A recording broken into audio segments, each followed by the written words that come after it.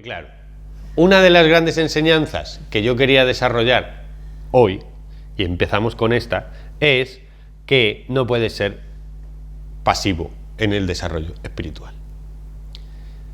¿Qué quiero decir con que no debes ser pasivo o no puedes ser pasivo? Quiere decir que cabe la posibilidad, según cuentan las enseñanzas, de que en algunos seres muy especiales, en algún momento de la historia, les ha dado un jamaruco y entonces se han iluminado.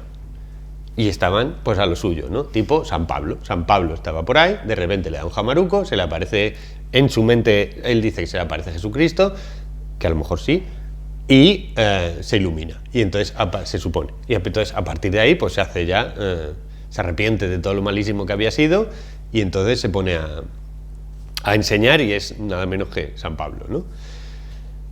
Saulo. ¿Qué pasa ahí? Bueno, pues esto es una iluminación pasiva. En ocasiones, a veces se da. Pero no conozco muchos casos, quiero decir. Entonces, ¿cuál es el problema del mundo actual en el que vivimos? Que hablábamos un poco ayer en el curso a última hora. Pues que la tendencia que estoy viendo desde hace 10, 12 años es a que cada vez la actitud es más pasiva en los alumnos. Pasivo es... pues que no hago nada y estoy esperando a que me suceda, porque pago y compro un producto y entonces ese producto es una información en la cual yo no tengo que hacer nada más que poner caras mientras si me enchufa la cámara y poco más, ¿no? O sea, y esto pues es problemático, porque desde el principio de los tiempos, en la tradición, siempre se ha dicho que el esfuerzo, la disciplina, la práctica, la persistencia eran trascendentales para poder alcanzar los grados de altos niveles de conciencia. ¿Qué pasa? Pues que ni siquiera con el esfuerzo tienes ninguna garantía, porque ya me habréis oído decir muchas veces que el esfuerzo no es suficiente o no te da ninguna garantía de que tú pasándote meditando 20 años o poniéndote tufo ayahuasca o cualquiera de las técnicas espirituales, te vayas a un retiro de vipassana y te tires 20 días callado o lo que sea, que te vaya a producir nada. Te puedes incluso volver más loco todavía. Entonces, si no podemos hacer nada currándonoslo y no podemos hacer nada en plan pasivo, pues entonces no podemos hacer nada. Esto no es real. Quiere decir, las dos cosas son verdaderas, pero cabe la posibilidad de que en algunas de las dos cosas sí que funcione, sobre todo si te dedicas un poco a trabajártelo. ¿Dónde voy con esto? A que en el sistema de consumismo capitalista en el que estamos, pues nos creemos que con tener una actitud pasiva y recibir es suficiente. Y en este mundillo eso no sirve de mucho. Acabamos teniendo una especie de turismo espiritual en el que nosotros nos estamos entreteniendo y nos viene bien porque pertenecemos al club de los frikis o de los guapis, dependiendo de cómo cada uno se lo quiera procesar, pero en el fondo no vamos a ningún lado, porque no pasa nada y porque no estamos experienciando, porque sobre todo porque no estoy dándome cuenta, que sería la gran primera enseñanza espiritual del curso de hoy, enseñanza número 1 del día de hoy. Hoy en el top de enseñanzas espirituales vamos con el número 32. Esto podría hacerse un gag, es bueno, ¿eh? Hacemos un gag, bueno, vale.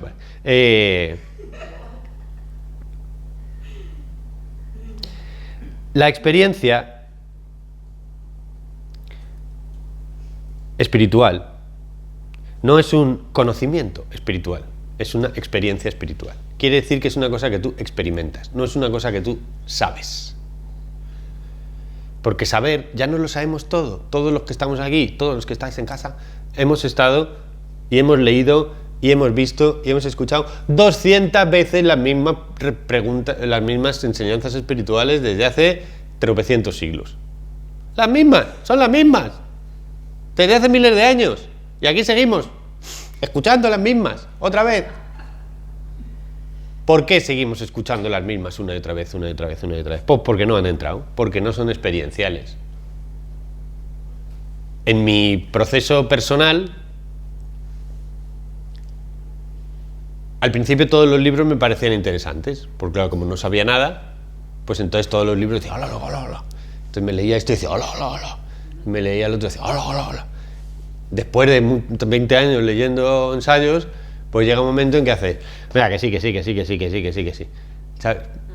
Quiero decir, la acumulación de datos bibliográficos en la cabeza no te lleva a nada. O sea, tú puedes ser un pandit, puedes ser un erudito, alguien que conoce, y como te crees que conoces, pues te crees que experimentas.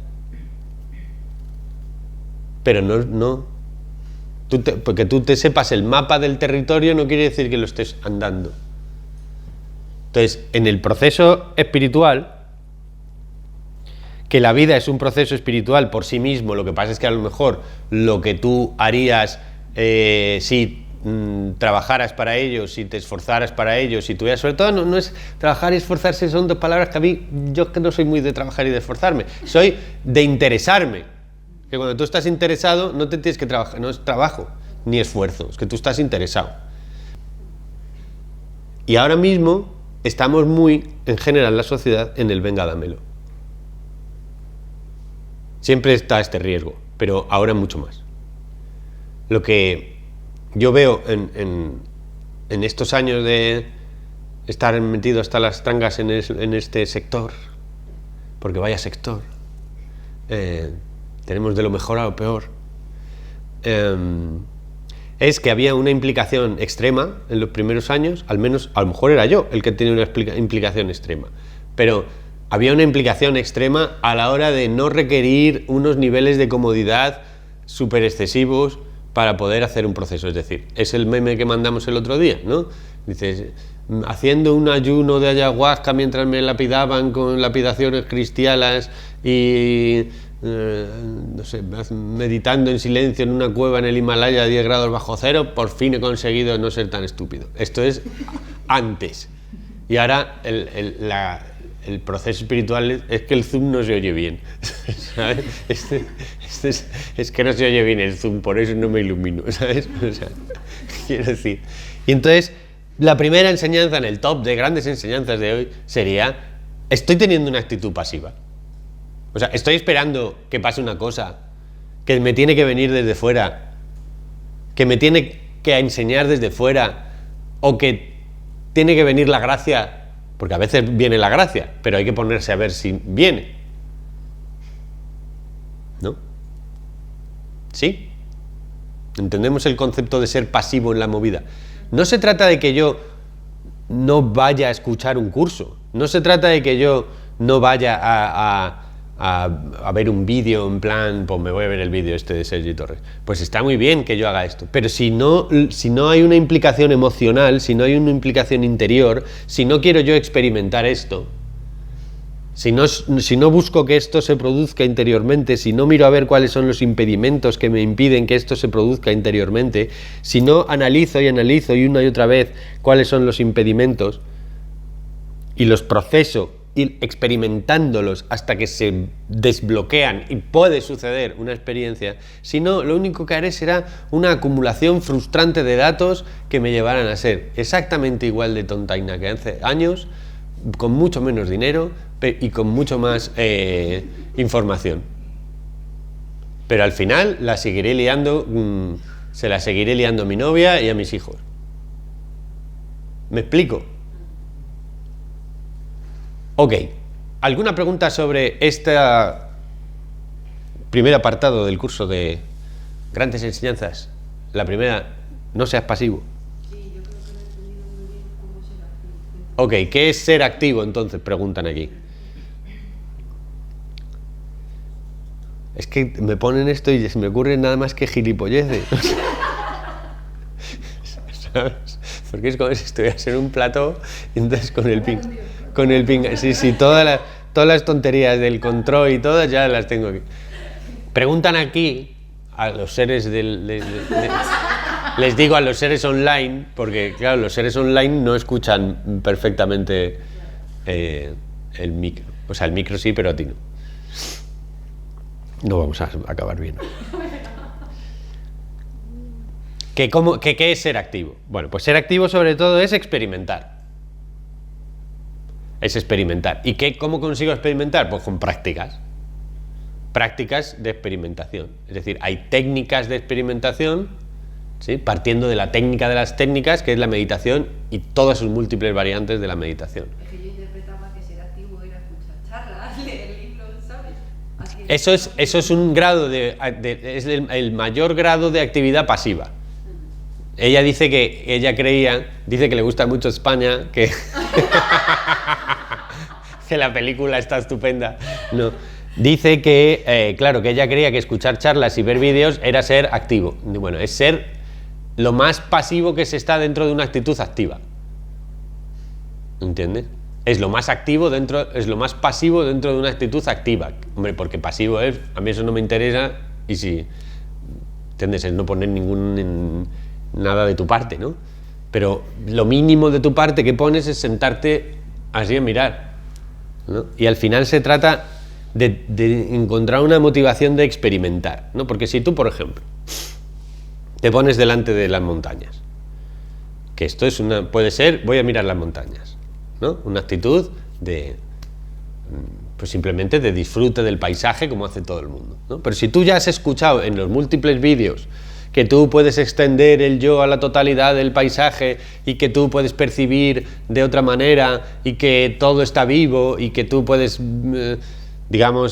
cualquier mapa de los que tengas sobre cómo configurar la experiencia de la realidad, y tú aprovechas esa experiencia de estar mirando el paisaje para trabajar interiormente ese encaje, esa sensación de ser, pues entonces tú lo que haces es estabilizar la experiencia.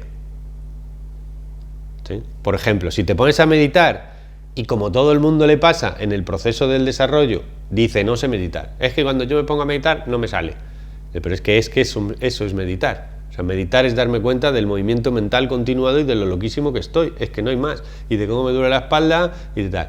Porque ¿qué estamos esperando? Pues estamos esperando que aparezcan los rayos láser cuando nos sentamos a meditar, y que de repente yo sienta como Kundalini asciende y entonces aquello sea una cosa mística y caigan lotos del techo y todos los demás me adoren después porque han visto, ahí os habéis reído, porque han visto en mis ojos la profundidad del Buda y tal. Dices, no, meditar es sentarse a que te duele la espalda mientras te das cuenta de lo imbécil que eres, básicamente. Pero es que eso es experimentar, eso es ser activo en la meditación. Me voy a sentar a darme cuenta de que de que el flujo mental no para. Y una y otra vez vuelvo a llevar la atención al objeto de meditación que yo haya considerado. Si, por ejemplo, estoy haciendo una meditación en Tratak, en yoga, sobre una vela, pues entonces estoy mirando la vela y la mente se va a pensar en mi novia Agapita, y yo tengo que volver a la vela una y otra vez, una y otra vez, una y otra vez, durante millones de veces, hasta que la mente cada vez se va quedando más en la vela. Y entonces lo que estoy haciendo es ser activo en la práctica que me lleva a experimentar la fijación de la atención. Cuando la atención adquiere la capacidad de la fijación, cosa que en el mundo moderno es cada vez más escaso y cada vez las nuevas generaciones tienen más problemas para la fijación de la atención, provocada por la estimulación hiperrápida y consecutiva de estímulos informativos muy rápidos, o sea, tiqui, el scrolling de las redes sociales y la televisión, pues el cerebro se ha acostumbrado a recibir información secuencial muy rápida y muy cambiante todo el rato. Entonces, cuando tú tienes que leer un libro que tiene una cierta densidad, no te concentras, porque si te pones un vídeo es mucho más pasivo, y un vídeo, como es un tío así que habla más jijiji y no es tan complicado como un ensayo que está más trabajado, pues es más fácil para ti mantener la concentración en un vídeo que en un texto, ¿no? Pero la comprensión y la profundidad que tiene un texto es difícil que la tenga un vídeo.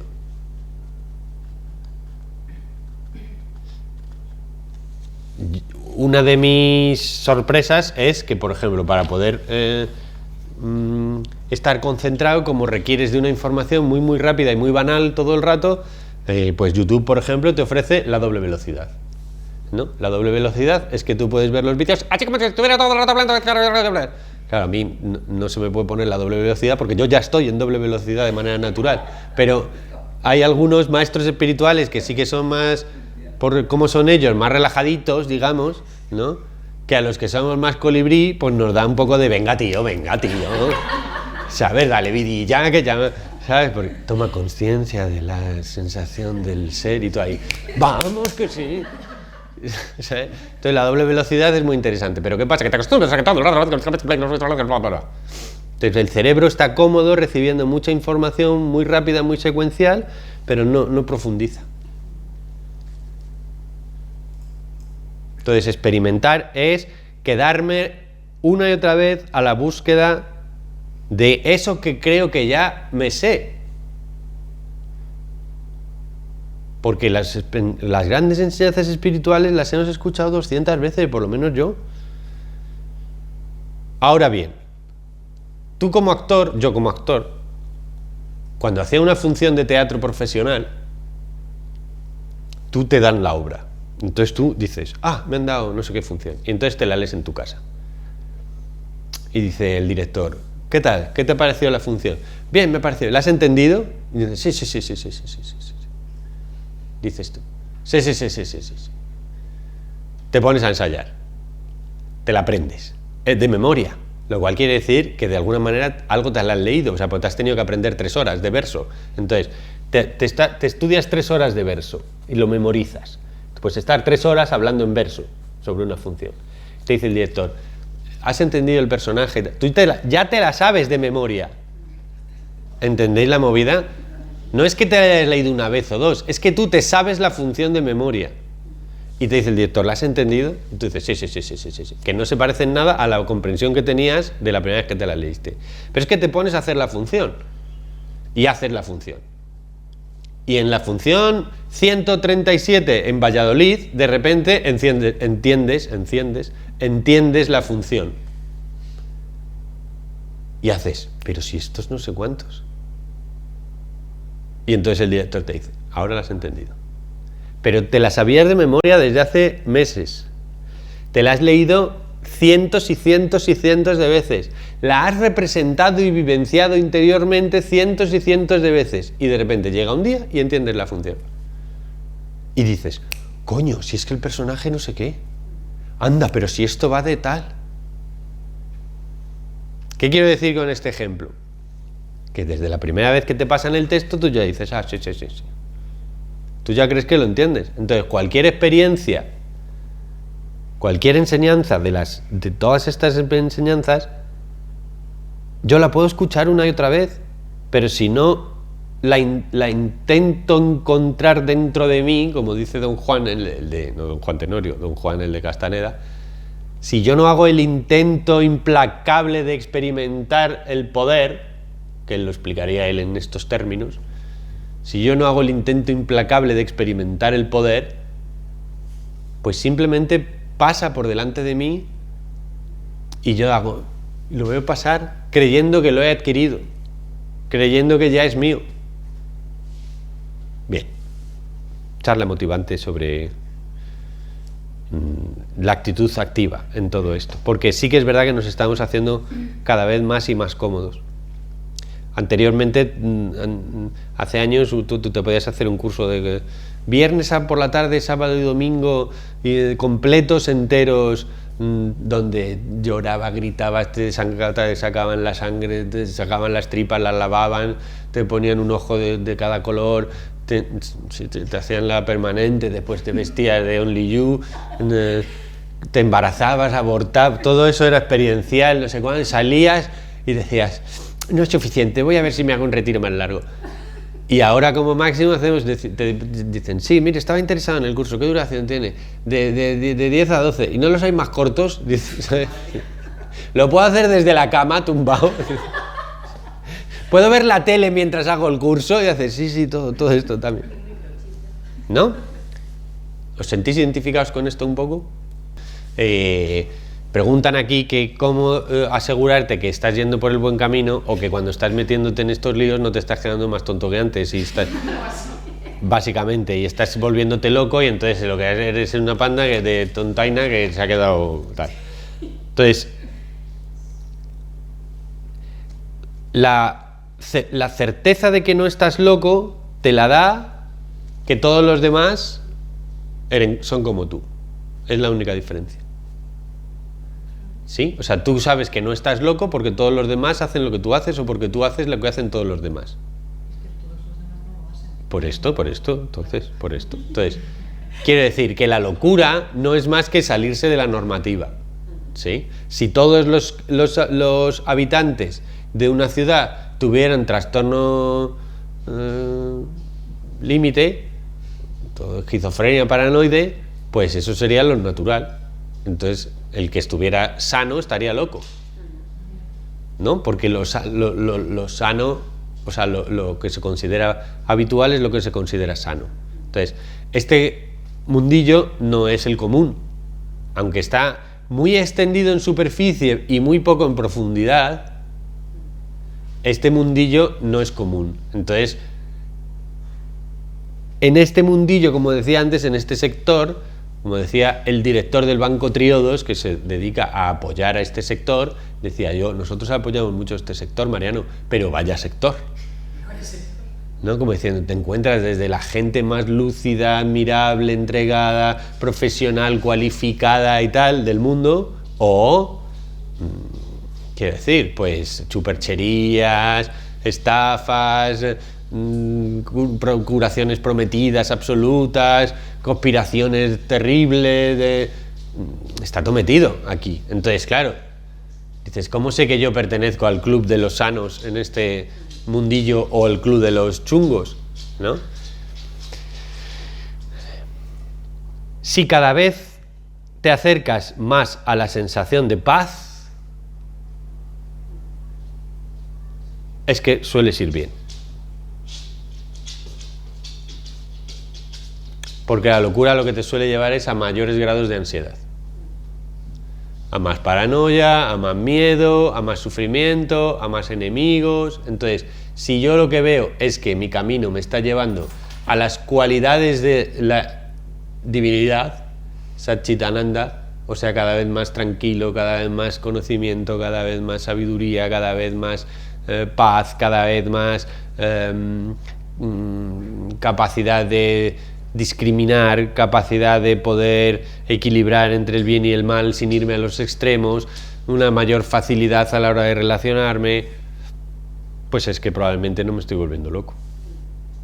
La diferencia entre la esquizofrenia y la iluminación es que la esquizofrenia es la fragmentación del yo y del mundo en trozos separados que no se relacionan entre sí, que no están integrados, no hay ningún pegamento en la configuración de la realidad. Y en cambio, la iluminación es exactamente todo lo contrario, es la integración de la totalidad de los aspectos de la mente, la identidad y la realidad en una sola cosa única, coherente, unificada, estable. ¿Sí? Ok. ¿Alguna otra cuestión sobre esto o seguimos? Los seres de las nieves, los seres luminosos de las casas, entonces se habrán dormido, claro. Están allá a la mierda de la acción y tu puta madre, y te cortan ahí. Vale, este curso se te podría haber llamado perfectamente Sanatana Dharma. Sanatana Dharma es como se llama en el yoga al conjunto universal de valores y verdades comunes a toda cultura. Sanatana Dharma, pero por no complicarle a la gente con títulos Satsang con Muji, Satsang Vedanta con Muji, Sanatana Dharma y Sadhana Yógica Avanzada, pues que luego te dicen, muy interesante lo que hacéis si supiéramos qué es. Pero, bueno, Sanatana Dharma, conjunto universal de valores y verdades comunes a toda cultura. O también en la sabiduría perenne, por ejemplo, de Huxley y tal, se le ha dado en llamar, pues eso, sabiduría perenne o la norma eterna. ¿Qué quiere decir? Pues que hay que diferenciar claramente entre lo que es Sanatana Dharma, o sea, las verdades universales inamovibles, que son comunes a toda religión, a toda tradición y a todo conocimiento, y lo que son los mitos, ritos y prácticas de cada una de las tradiciones que son diferentes.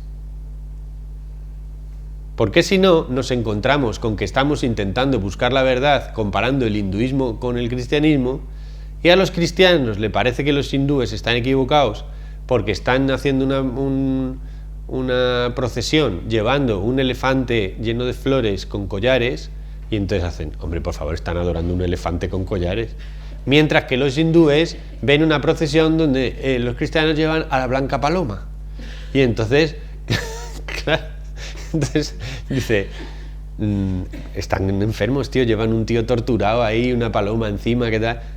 Están adorando la paloma blanca. No, lo que pasa es que nos estamos quedando en la mitología y en la ritualización y en la práctica de la tradición. Entonces, toda tradición espiritual tiene una parte experiencial, una parte teórica, digamos, cultural, que se adapta y que se ajusta al momento sociocultural del entorno. Es decir, el cristianismo de Cristo, cuando los apóstoles se pusieron a contarlo, pues obviamente se adaptaba al judaísmo de la época. Entonces, para ser aceptado por la cultura del momento, lo que se hace es incorporar las tradiciones educativo-culturales del momento y se añaden al libro sagrado, ¿no? O a la normativa de ética de la religión en ese momento. ¿Qué pasa? Pues que pasan 800 años y seguimos teniendo los códigos que estaban presentes en el momento en el que el Mesías que se iluminó en esa tradición dijo, este es el camino. ¿Me seguís?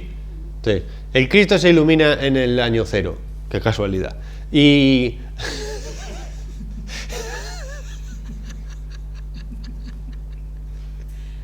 qué tontería. Y ahí hay una tradición judía y tal. Y entonces cuando los apóstoles se ponen a contarlo, dicen, pues claramente la mujer no puede, porque no puede estar metida en esto. Porque en la tradición, si no, no se les habría aceptado, porque era lo normal, ahí es lo normal, ¿no? 2020 años después, aquí seguimos. Con que la Iglesia no acepta el sacerdocio femenino, ¿no? Este tipo de cosas nos demuestran que yo no puedo buscar las verdades en lo que son los rituales. Voy a sacar al elefante rosa o al Jimi Hendrix, que dice un amigo mío, al Cristo de Medinaceli, ¿no?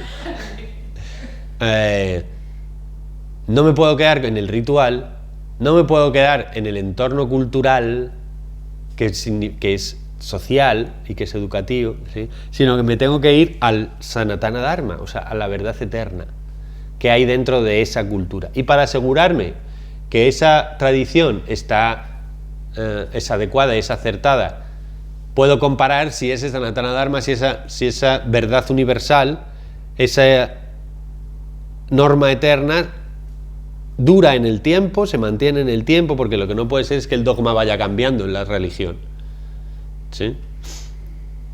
Y a la vez se puede combinar con otras verdades eternas porque sean la misma en otras tradiciones. Entonces, cuando conoces todas las tradiciones, como por ejemplo trabajó Houston Smith mucho, que es uno de los primeros que yo estudié, te das cuenta que, coño, no son contradictorias, simplemente lo explican de otra manera, pero es lo mismo. Lo que en el objetivo del cristianismo se llama de una manera es el mismo objetivo que se explica de otra manera en el budismo. Y entonces la norma eterna se mantiene. ¿Qué es lo que pasa ahora? Pues que específicamente, aparte de esto que hemos dicho antes, del problema de la pasividad, que yo lo veo, y de que requerimos una información cada vez más rápida, y de que el volumen de información que nos llega es de tal calibre, tal volumen de información, que no somos capaces de diferenciar lo verdadero de lo falso, lo real de lo irreal, lo apropiado de lo inapropiado, ¿no? Fijaros el planteamiento con la pandemia. O sea, el volumen de información que nos ha llegado sobre la pandemia, pues todo el mundo se cree que él sí que discrimina la información, ¿sabes? Y que a él no le engañan y que él... Y entonces no sabemos nada. Porque antiguamente en un pueblo, pues tú qué información tenías, por la que te daba el vecino de enfrente, cuando venía el pregonero y te decía, pues del señor alcalde, a ver, que te, y te daban la información del día y poco más. Si había radio, te ponían la radio, te daban el nodo, tú decías, viva España, viva Franco, viva Dios, y ya está, y eso es lo que hay.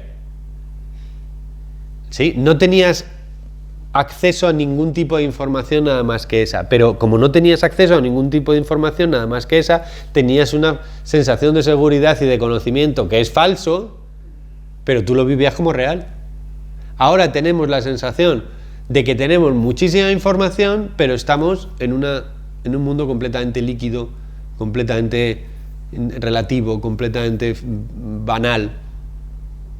Entonces, ¿qué pasa? Que el grado de confusión es tan grande, el grado de ruido informativo, de acceso a cantidades de información es tan grande que no se produce la comunicación con la experiencia.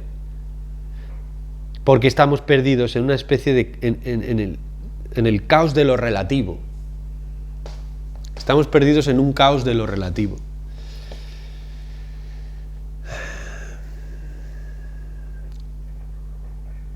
No nos podemos poner estupendos, digamos, a nivel espiritual, porque si te pones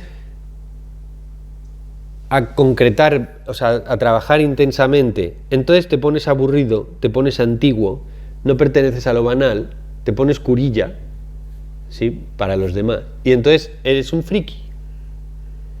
Y los modelos sociales que nosotros tenemos son todo lo contrario a eso.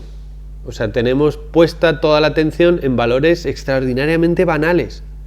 La belleza del momentánea, la experiencia del momento fugaz, la admiración de los demás, el poder consumir unas sandalias y no otras que son exactamente iguales.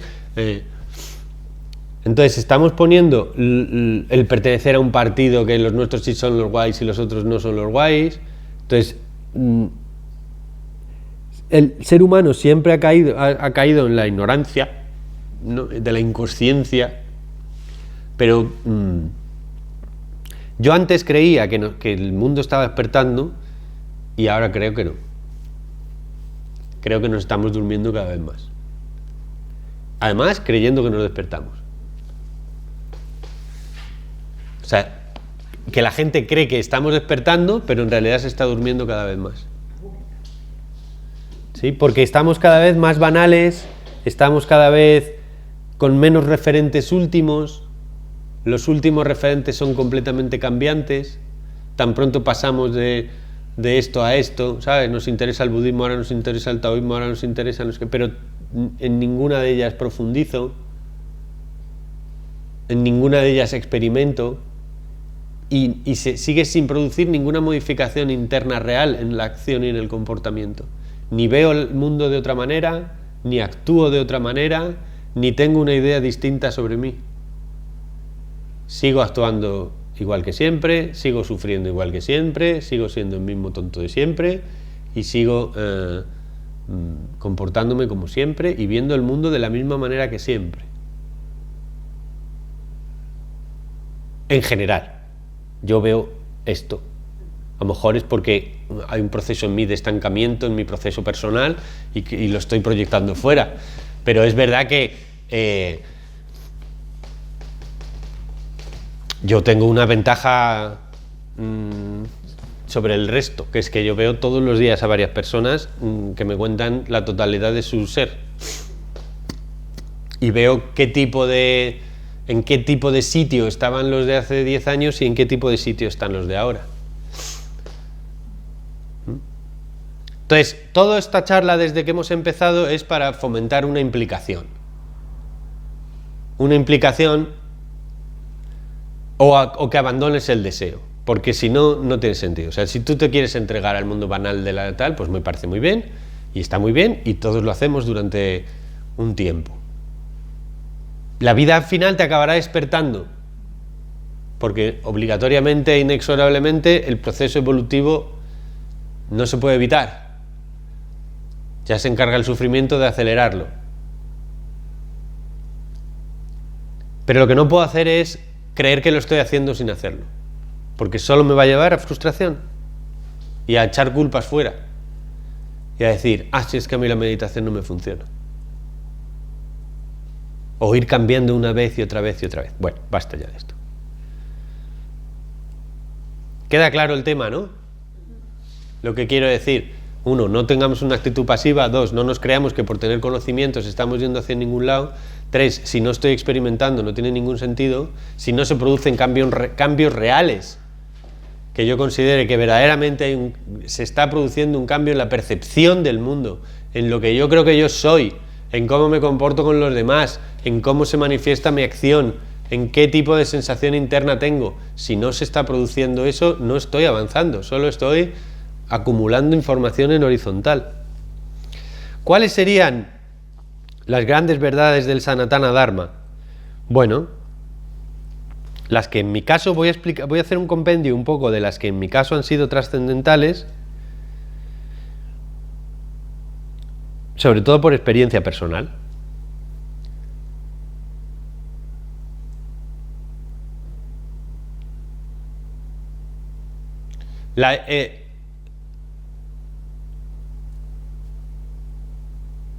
El concepto de Dios, podemos llamarlo, ¿vale? El concepto de Dios es trascendental en esto.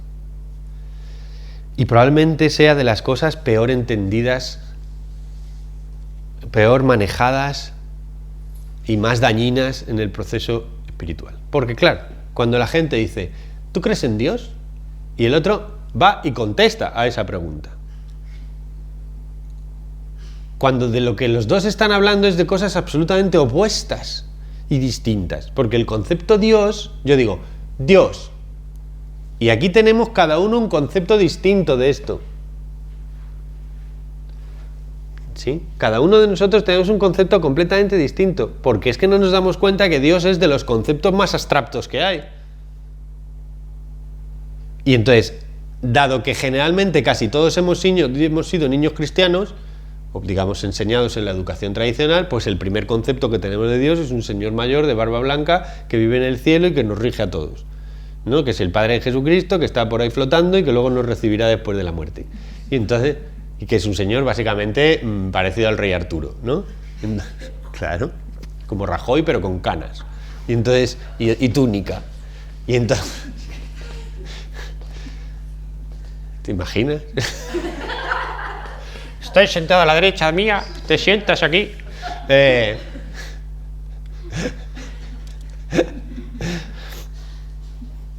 Entonces, dice, ¿tú crees en Dios? Y claro, si yo me imagino ese Dios,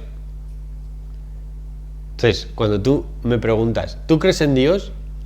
Y entonces, yo me imagino el Dios en el que tú estás preguntándome, que yo estoy diciendo que yo no creo en el Dios que tú dices que yo creo. ¿Me explico? O sea, si tú dices, ¿tú crees en Dios? Entonces yo me imagino en el Dios que tú me estás preguntando que yo creo. Y yo te digo si sí o si no. Pero es que el concepto de la divinidad, hay múltiples conceptos de la divinidad. O sea, tienes el concepto de la divinidad como idea. Toda idea de la divinidad no es la divinidad, porque es solo una idea. Es decir, yo creo que Dios es una cucaracha verde con lunares que baila el funky en lo alto de las montañas del Penedés, pues es solo un concepto, pero es igual ese concepto que si yo pienso que es una paloma blanca que nos ilumina, que es una entidad, llámalo X, que es ¿sí? Mientras que sea un concepto, mientras que sea una idea, pues puede ser todas. Hay otra manera de ver la divinidad que es más profunda y verdadera, digamos, que tener un concepto, que es no tener un concepto de la divinidad. Es decir, considerar que Dios, como Allah, ¿no? O como Yahvé, no puede ser nombrado. Por eso no se puede representar, no puede haber representaciones de señores. Dices, ¿cómo es Alá? Pues Alá está prohibido representarle. No puede representar a Alá porque es inexorable, porque es inexplorable, porque es incomprensible, porque es inasible, es inconcupiscible.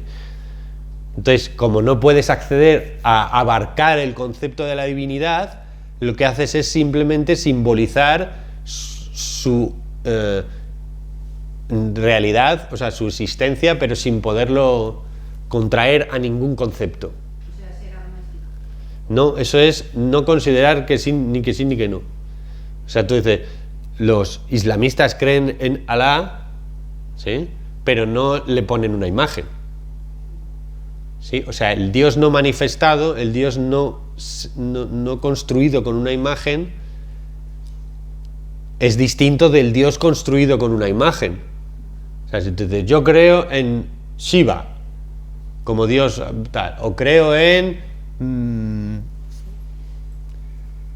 yo qué sé, Confucio, que no es un Dios, pero que hay gente que luego diviniza el concepto del Mesías. O sea, por ejemplo, el Buda. Pues el Buda es, por una parte, un estado de la conciencia, un estado de la mente.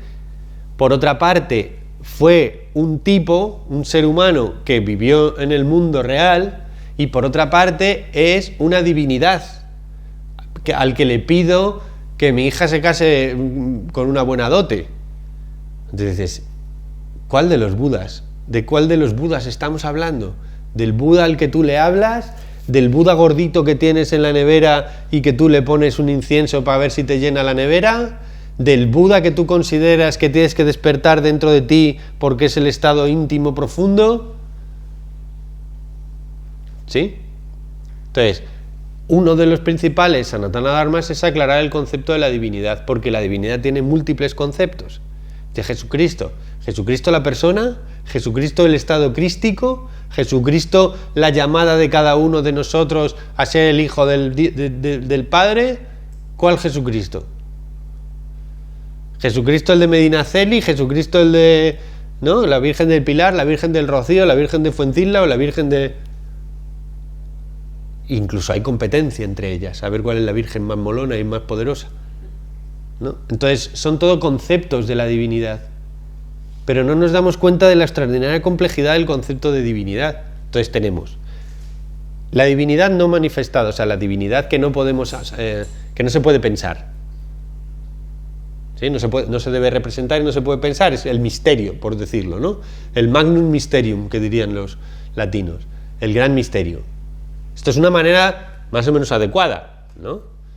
O el Dios pensado de un concepto, el Señor con barba, que no sé qué, o el otro con los 8 brazos, tal, o el que yo tengo un concepto de la divinidad, a la Virgen de no sé cuánto, y lo pido que se lo pido a una señora imaginaria, o sea, imaginaria en el sentido de que yo la construyo con mi imaginación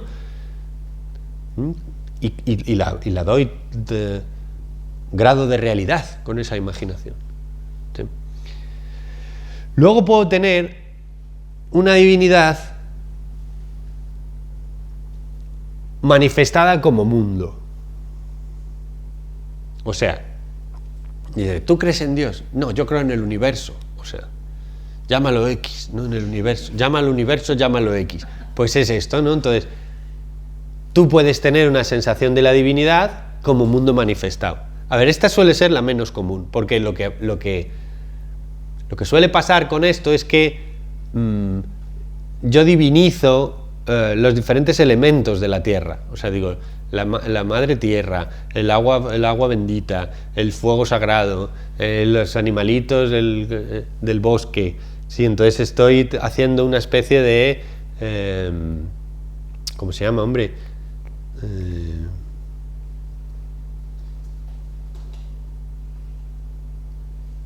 Cuando se diviniza el mundo natural en las tribus. Bueno, no me acuerdo. No tenemos un gran día lúcido hoy. ¿Una adoración? No, es que es el paganismo. No. Bueno, da igual. Pero si yo considero la materia como divina, no solamente las grandes dimensiones cósmicas, sino el boli, Dios como realidad. Este concepto no está para nada extendido, pero para mí es clave. Dios como mundo manifiesto. O sea, no hay diferencia entre el universo en sí mismo y la divinidad. Y luego está otro concepto de Dios, aparte del Dios inmanente, el Dios imaginario, el Dios como mundo, que es el Dios interior. El Dios interior es, todas las tradiciones nos dicen que el camino hacia la divinidad es buscarlo dentro de ti, ¿no? El Dios interior, que es el yo como Dios, o el Dios como yo, el Dios como mi identidad de fondo. El problema es que el ego inmediatamente dice, ¿yo? ¿Como yo, dices? ¿Dios, yo? Uy, sí. Eso. Sí, esto me va. ¿No? Y entonces hace ahí, guas, y ya la hemos liado. Claro, ya he dicho, yo, la divinidad soy yo. Tú no. Yo sí, tú no. ¿Vale? El Dios interior es esta chispa, llama, experiencia interior, estado de conciencia, voz interior, al cual se puede acceder en una profunda introspección que el yoga llama Atman Vichara, o sea, indagación sobre la identidad, para saber, para darme cuenta de que la divinidad y yo no están separados.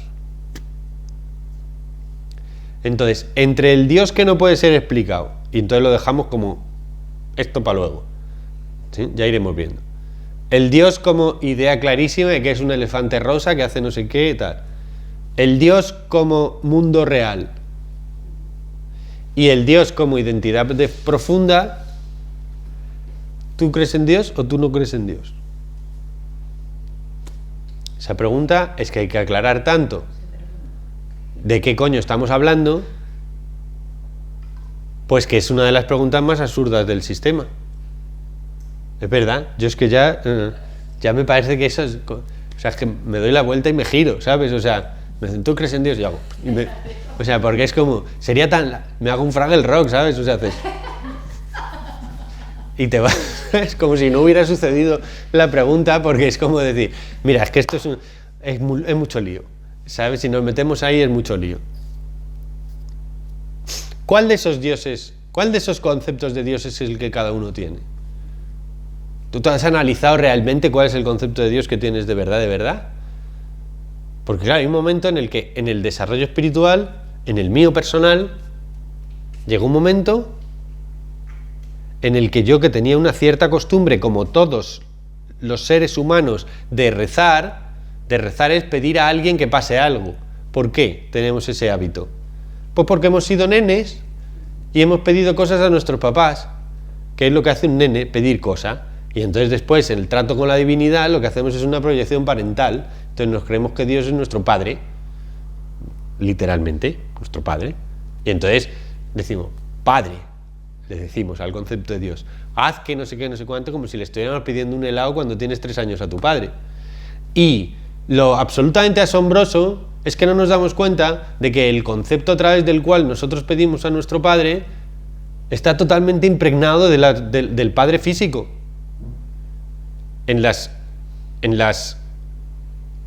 sesiones de Árbol del Karma vemos cómo el concepto de la divinidad que tiene la persona es prácticamente igual que el tipo de vínculo que haya tenido con su padre. Si dice, mi padre yo no, mi padre es que no. ¿Crees en Dios? No, en el mismo tono. ¿Sí? En el Dios patriarcal, en el Dios cristiano clásico, que es un Dios masculino, varón, con lo cual se le hace una proyección del padre. Cuando tú, que es lo que estaba diciendo, te planteas cómo poder rezar si ya se te ha venido abajo el concepto del Dios patriarcal, entonces, ¿a quién le rezas? ¿A qué le rezas? Si tú quieres rezar, no rezar de que vas a hacer vas a leer un poemita sobre el rezo, ¿no? Pero sino en el sentido de que tú quieres pedir algo porque te importa mucho, sí, que no haya pandemia. Señor, que no haya pandemia. Supongamos que quieres hacer esto, ¿no? Señor, ¿qué señor? Señor, ¿qué señor? ¿A quién se lo pides? ¿Qué imagen tienes tú al pedir las cosas? Porque dices, no, es que yo no pido ya porque yo estoy muy evolucionado. Bueno, espérate que te venga el chungo. Espérate que te apriete y cuando te aprieta un poco ya vemos si pides o no pides. Si yo no tengo claro cuál es el concepto de la divinidad, ¿cómo puedo hacer la oración? Porque claro, en la tradición, o sea, en el conocimiento, a ver, en muchas de las tradiciones que se me acumulan los conceptos y no sé cómo transmitirlo para que sea más fácil, no se recomienda que uno ejerza el poder desde el yo. No, voy a manifestar que la pandemia ya no se realiza. Y entonces yo, como Dios creador, me pongo a eliminar la pandemia. Que esta es otra versión de la relación con la divinidad. Entonces, durante un tiempo estuve como con una especie de sensación de cómo se solucionaba esto, ¿no? Y hubo un momento en que leí una entrevista de la abuela Margarita, que me pareció una tía muy graciosa y muy lúcida, es una chamana clásica, y dice: yo es que cuando quiero algo me lo pido a mí misma. Pero eso no quiere decir que ella lo vaya a hacer. O sea, eso no quiere decir que ella lo ejecute, sino que se lo pide a ella como divinidad, o se lo pide a su chispa interior, a su Dios interior, pero que no es un otro, sino que es un ella. Pero ella no siendo la que pide. O sea, no siendo la que ejecuta, sino la que pide. ¿Me seguís? O sea, no es lo mismo creerme que yo tengo que hacer, voy a hacer con la ley de la manifestación y el libro del secreto y 3 cosas que he leído, ya soy prácticamente soy creador, co-creador de mi realidad. Entonces, no sé por qué no tengo prosperidad y por qué no manifiesto la prosperidad y la abundancia. Esa soy yo. Si yo no lo estoy creyendo. Claro, porque y dices, no funciona. Porque ¿qué estoy haciendo ahí? Ahí asumiéndome yo como constructor y creador del mundo consciente. No estoy pidiendo que esto me pase. En los estudios neurocientíficos se ha demostrado que los mayores grados emocionales o los mayores grados de implicación emocional se consiguen en la adoración, o sea, en la oración devocional. O sea, en la petición devocional a una entidad tercera. O sea, Papa, dame un bocata chorizo, por favor. Este es el mayor grado emocional, que no es lo de voy a manifestar un bocata de chorizo, voy a manifestar un bocata de chorizo. ¿Entendéis? Que no es lo de ¿por qué no tengo un bocata de chorizo? Que es otra manera de pedir, quejarme. Sino que los mayores grados de emocionalidad y de implicación cerebral se consiguen en una devoción, en una implicación hacia un tercero devocional. Pero ese tercero devocional, ¿con qué imagen de Dios la identifico?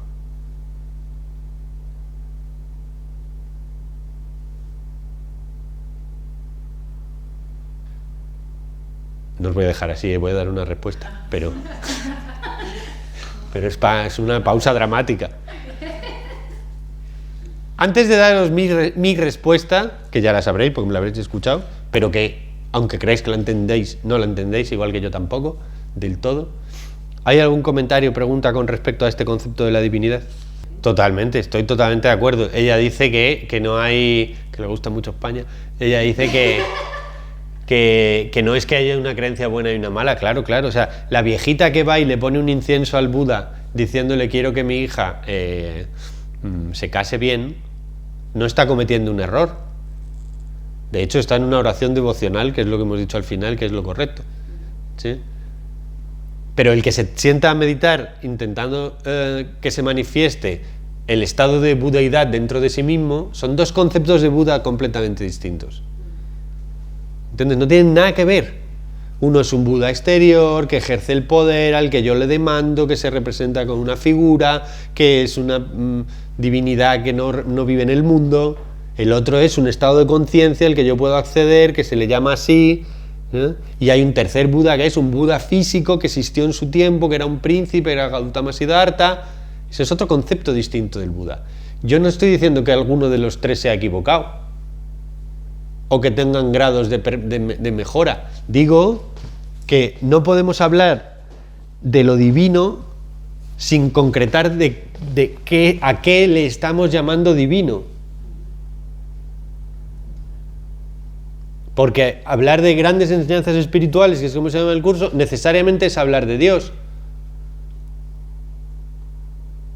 Pero ¿de qué coño estamos hablando cuando hablamos de Dios? ¿De Dios cuál Dios? Porque si yo digo, Dios es interno, pues una persona se piensa que hay un señor con barba interno dentro de ti mismo. Otro se piensa otra cosa, otro se piensa otra cosa, otro se piensa otra cosa, entonces no nos ponemos de acuerdo en qué es la divinidad. Que es normal, porque es uno de los conceptos más abstrusos que existen. ¿Y dónde voy con esto? A que uno en el propio proceso espiritual necesariamente tiene que hacer una indagación seria y profunda sobre qué concepto tengo yo de la divinidad,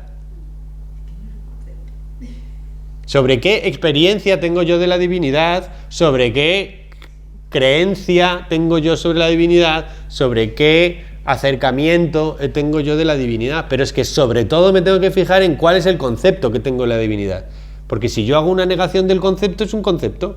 Yo tengo el concepto de la negación del concepto, eso es un concepto. Es un concepto de que yo no hago concepto, porque es que el magnum mysterium es Dios como misterio, Dios como no imagen, ¿vale? Es correcto. Dios como Alá no puede ser representado, pero al final es una negación de un concepto, pero una negación de un concepto es un concepto. Yo no digo que haya una buena y una mala, digo que cuál es la tuya.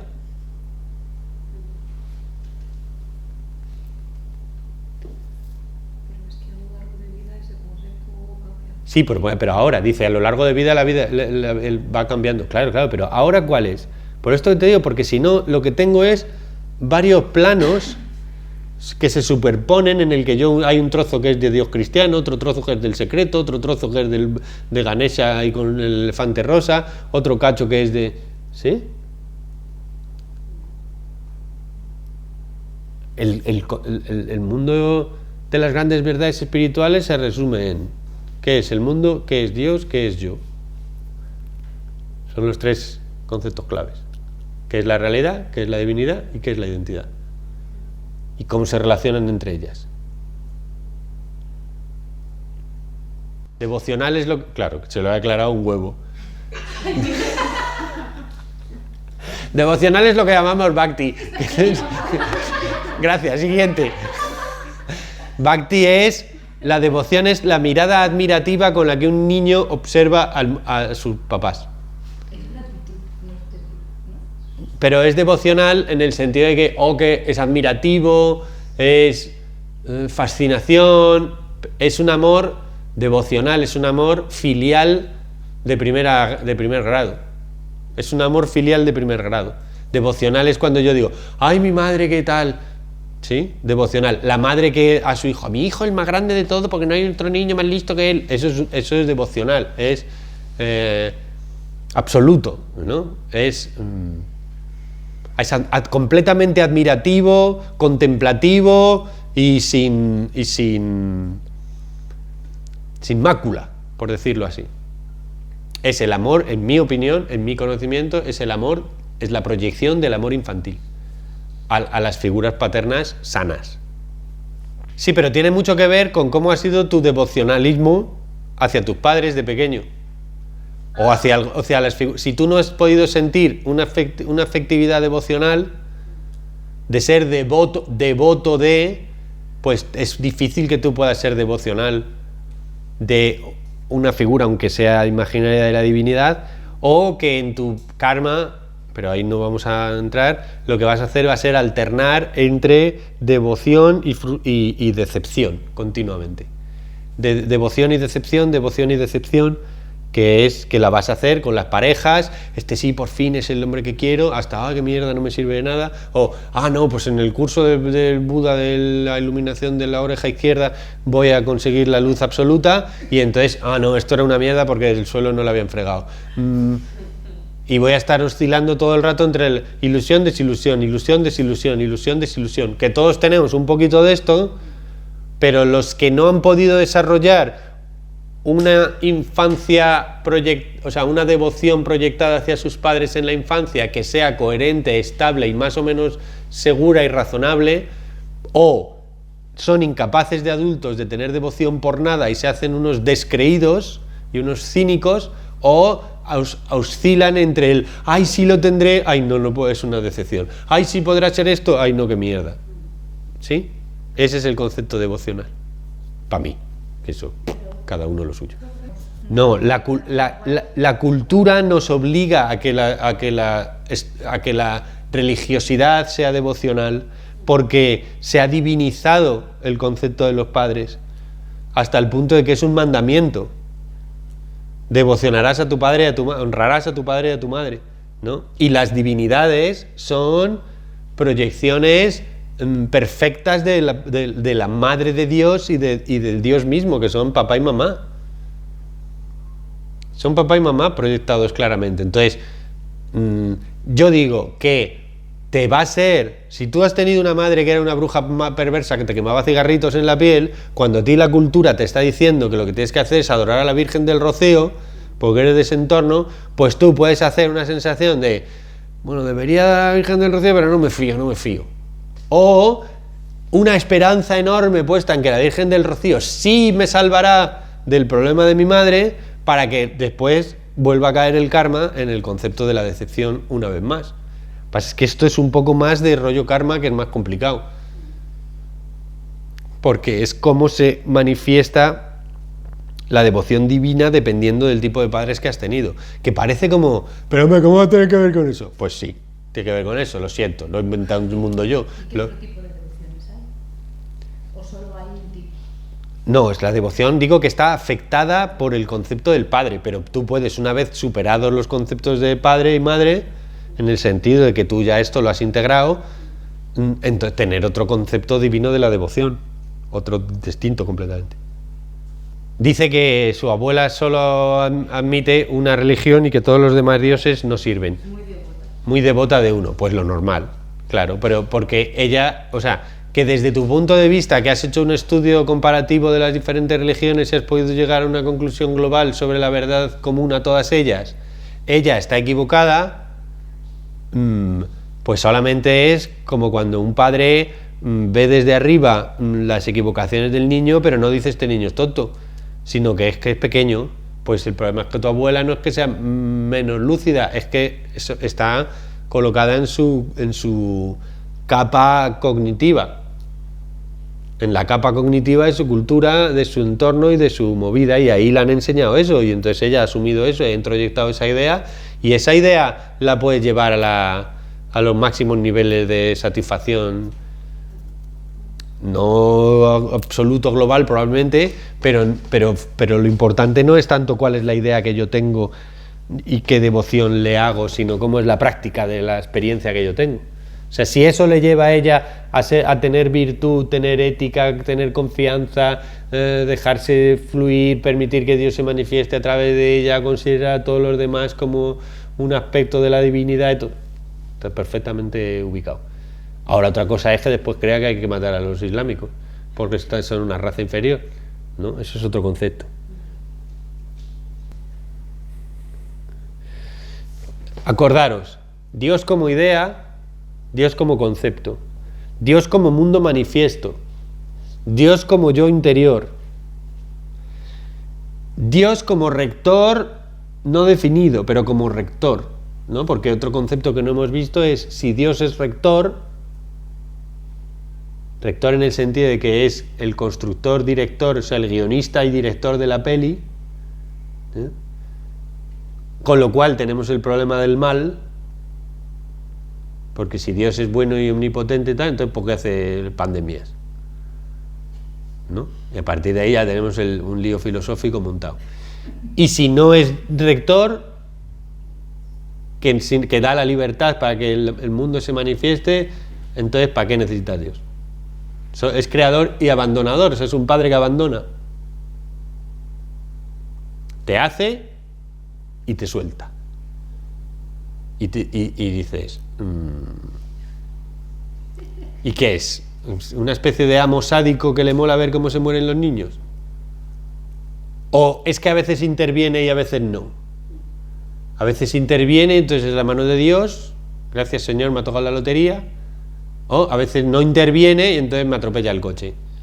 Dios no estaba mirando. Entonces, apego ambivalente inseguro. O sea, Dios como impredecible.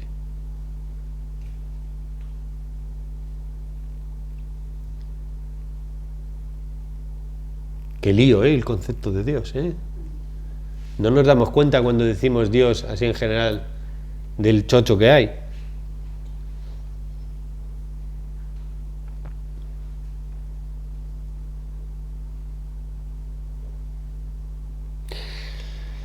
Una de las claves, en mi caso, es cuando yo me doy cuenta que es imposible experimentar la divinidad como si fuera un otro, o sea, un objeto externo. Es decir, para experimentar la divinidad no puede ser que yo como percibidor perciba una cosa que es no yo como divinidad. ¿Me explico? O sea, generalmente ahí está la tele y yo soy el espectador de la tele. Yo no soy la tele. ¿No? Dios no puede ser manifestado como un objeto. Dios no puede ser experimentado como un otro. Solo puede ser experimentado como un yo soy. Y como un yo soy, ¿qué? Porque dices, vale, yo soy, ¿qué? No, yo soy. Bueno, yo soy, pero yo soy, ¿qué? Entonces, ¿me seguís esto hasta ahora? Dios no puede ser experimentado como un otro. No puede ser, porque entonces quiere decir que no es global, sino que es, a veces sí, a veces no. O sea, si yo lo estoy viendo desde aquí y digo, oh, mira Dios ahí, y dice, hola, soy Dios. Digo, pues quiere decir que yo no soy Dios. ¿No? Esto no tiene sentido, porque Dios debe ser totalitario, unificado, dicen en todas las tradiciones. Debe ser unidad. Si yo me quedo fuera de la unidad, pues entonces no tiene sentido. Entonces Dios debe manifestarse como yo soy, pero como yo soy, ¿qué? Porque no puede ser que se manifieste como yo soy, esto sí y esto no, porque eso no tiene sentido, volvemos a perder la unidad.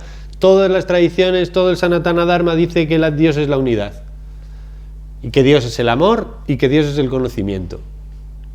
Unidad, amor, conocimiento y dicha.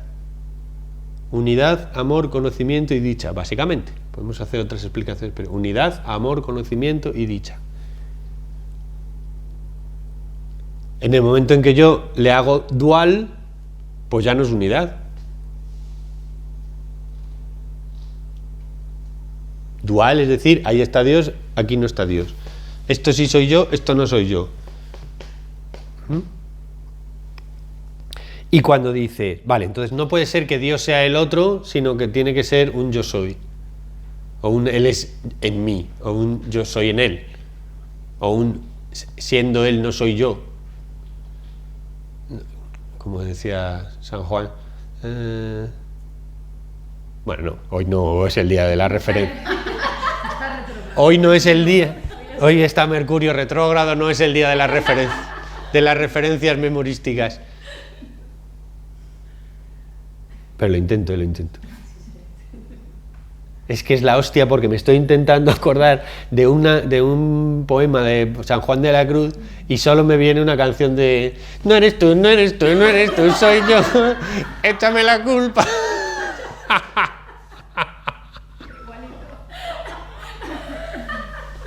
Vivo sin vivir en mí. Pero era Teresa. Entonces, dice el yoga, Tattvam Asi, que es tú eres ello, tú eres él, tú eres Brahma, tú eres Dios, ¿no? O Dios es tú. Dice la zarza de Moisés, le dice, ¿quién eres? Dice, yo soy el que es. Dice la zarza. Entonces, yo soy el que es. Tanto más así. ¿Sí? Esto es un Sanatana Dharma, es una verdad universal. El Dios como lo que es. Dices, ¿como lo que es qué? Pues como lo que es todo. Yo soy el que soy. Yo soy el que soy, ¿dónde? En todos los sitios. Yo soy el que es, ¿qué? Todas las cosas. Entonces, esa experiencia de considerar que es el ser detrás de todos los seres, es decir, el que está detrás de todos los ojos, el mismo ser que está detrás de todos los ojos, de todos los seres vivos, el mismo ser, y el mismo ser que es en todas las cosas, es decir, todos los objetos del universo manifiesto son Él. Si todos los objetos del universo manifiesto son Él, y Él es el mismo que existe detrás de todos los ojos, y los ojos lo que observan es un mundo manifiesto, que es Él, pues entonces se hace una unidad en las tres formas de lo divino o la Trinidad, que es un concepto multicultural también.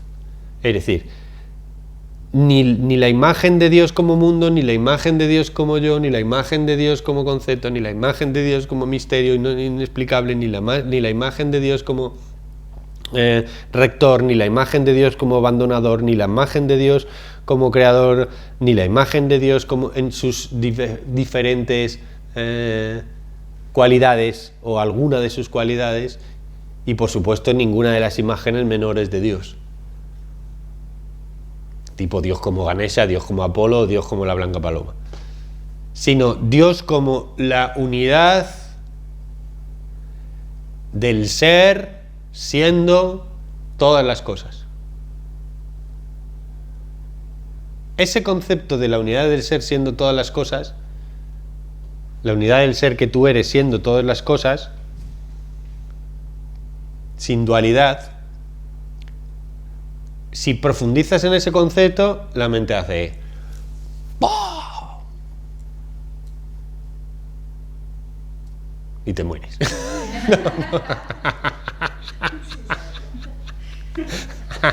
Entonces ahí ¡pah! Y se estalla la cabeza. Joder. Lo entendió. Vaya con Dios. Fijaros en la frase, porque es... O sea, que esto quiere decir que el universo como cosa, desde las más lejanas galaxias a las más profundas nebulosas, a los quarks y los átomos más chiquitucos, ¿sí? Todo el universo manifiesto is God. Es la divinidad en sí misma, o sea, el mundo sagrado, el mundo como divinidad, todo el mundo físico como divinidad. Entonces dice, ¿crees en Dios? Dice, yo no creo en Dios, yo lo toco. 2. Dios como ser que es. Madre mía, es que hoy es la hostia. Dios como ser. ¿Qué ser?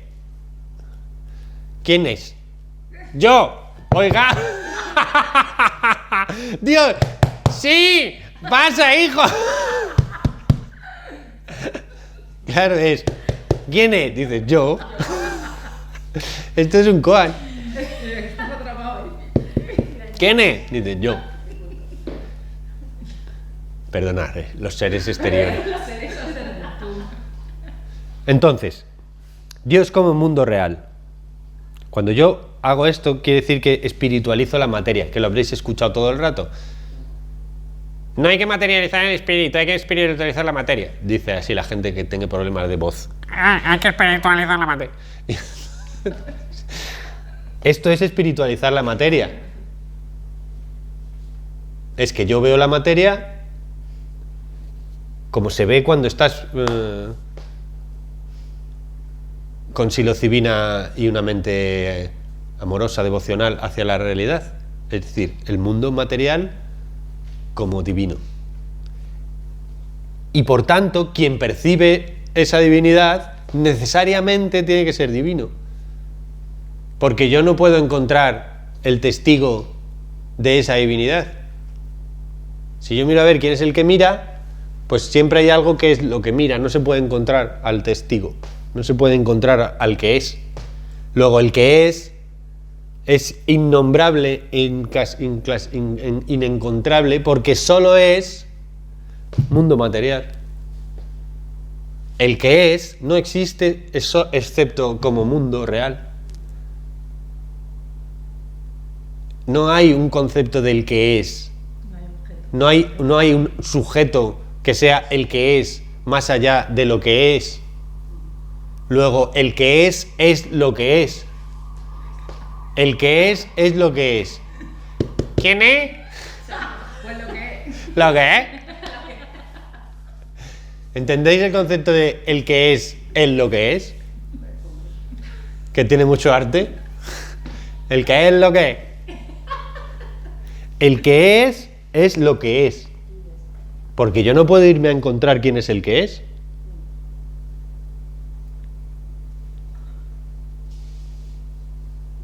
¿Quién es el que es? Pues el que es siempre va a ser algo. Luego, el que es el mundo manifiesto. Y el mundo manifiesto es la divinidad, de lo cual se deduce que la divinidad es el que mira. Es decir, vamos a la Trinidad de que el yo profundo, no el ego tía, el yo profundo, el mundo como manifestación, la realidad y la divinidad no son tres, son la misma cosa. Dios, mundo y yo son idénticos.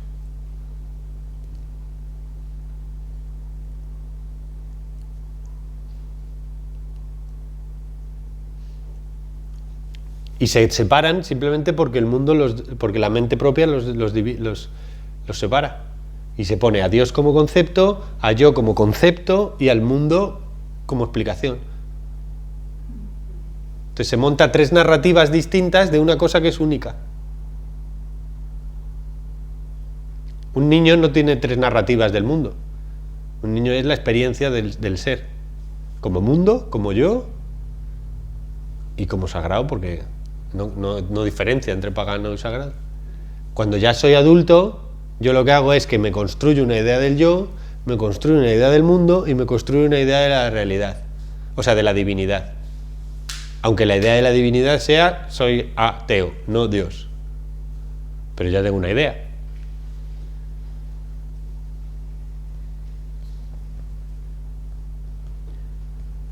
Comentarios, cosas sobre este concepto de la divinidad que es, para mí, trascendental. O sea, hubo un momento en el que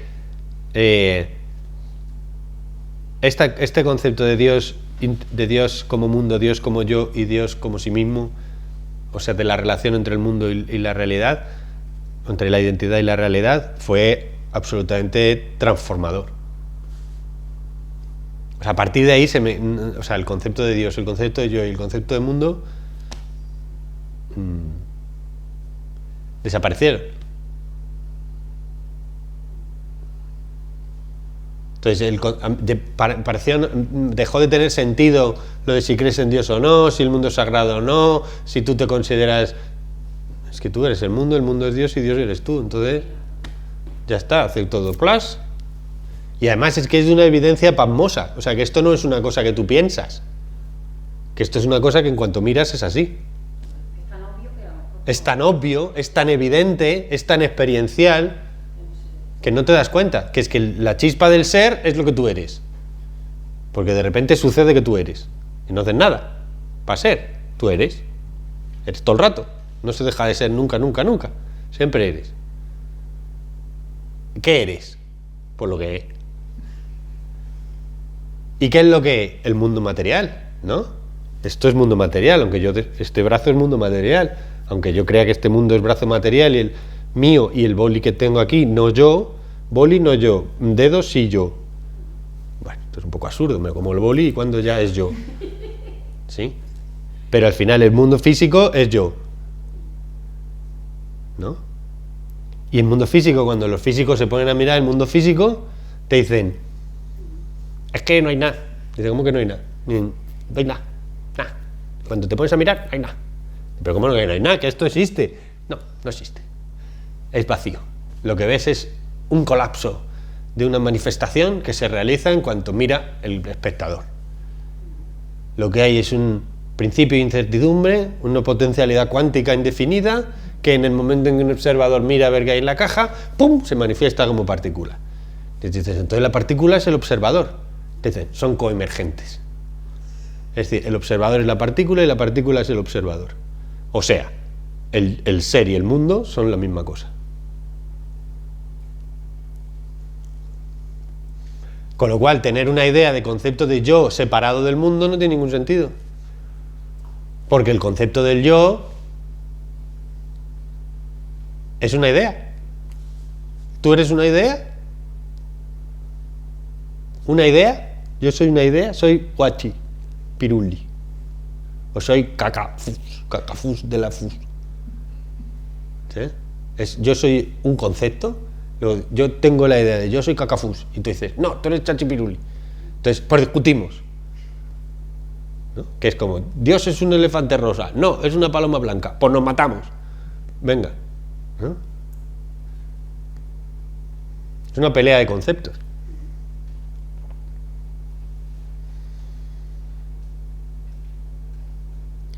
Entonces, dices, para conocer a Dios, por tanto, en la tradición del Sanatana Dharma, de las verdades absolutas, lo que tengo que hacer es eliminar al yo. O sea, es eliminar al ego. ¿Y quién es el que elimina el ego?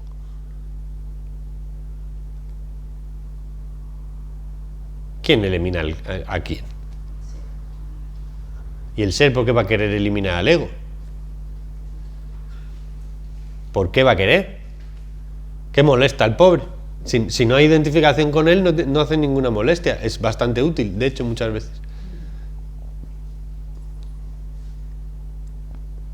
El problema no es un problema de que el ego exista, sino de que yo me identifique con él. Porque tú, para funcionar con el mundo cotidiano, dado que todo el mundo está en un estado de caída en general, de caída del paraíso, ¿no? del mundo del yo, pues claro, tú no puedes decir, hola, ¿qué tal? Hola, buenas tardes. Dime, ¿quién eres? Soy el mundo manifiesto representándose como divinidad. Porque tú tienes una verdad relativa, que es que eres mariano, no sé qué, no sé cuánto, y luego tienes una verdad absoluta, que es que tú eres la realidad manifestada como mundo divino, siendo tú mismo. Y las dos funcionan a la vez. Y no hay que estar apuñalando al ego, porque es que el que apuñala al ego es el ego, intentando apuñalar a un fragmento separado de sí mismo que él considera que es el ego, pero el que considera eso es el ego también.